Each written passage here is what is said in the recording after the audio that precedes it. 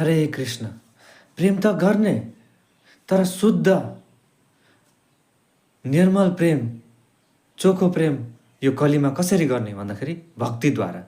किनकि भगवत गीतामा भगवानले भन्नुभएको छ कि भक्ति योगद्वारा, भक्तिमय सेवाद्वारा नै सबभन्दा उत्तम हो। र त्यसबाट तिमीले जे पनि चढाऊ, चाहे तिमीले फुल चढाऊ, चाहे तुलसी पत्ता चढाऊ, चाहे जल चढाऊ, चाहे फल चढाऊ, चाहे जेसुकै चढाऊ, तर भावले चढाऊ, प्रेमले चढाऊ। त्यही कारणले हामीले यो कलियुगमा चाहिँ यो जुन चाहिँ अहिले समय छ त्यसमा चाहिँ हामीले शुद्ध प्रेम गर्न यति गाह्रो हुन्छ। त्यसको लागि चाहिँ हामीलाई अभाव हुन्छ, र त्यो अभाव हो भक्तसँगको, भगवानसँगको हाम्रो शाश्वत सम्बन्ध के हो।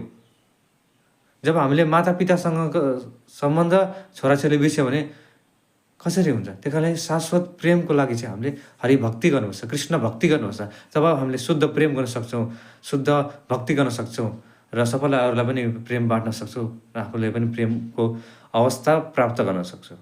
त्यही कारणले सबलाई प्रेम गर्ने, भक्तिमय प्रेम गर्ने, भगवानको पनि चाहे त्यो संसारमा छ हरेकलाई भगवानमा देख्ने, भगवान देख्ने, त्यसको लागि चाहिँ भक्ति योग गर्नु पर्यो, भक्ति गर्नु पर्यो, भगवत गीता पढ्नु, शास्त्र पढ्नुपर्छ। है सज्जनवृन्द, यो मेरो विन्तीलाई जसले स्वीकार्नुहुन्छ त्यसको लागि मन पर्यो भने चाहिँ कमेन्ट गरिदिनुहोस् होला। हरे कृष्ण।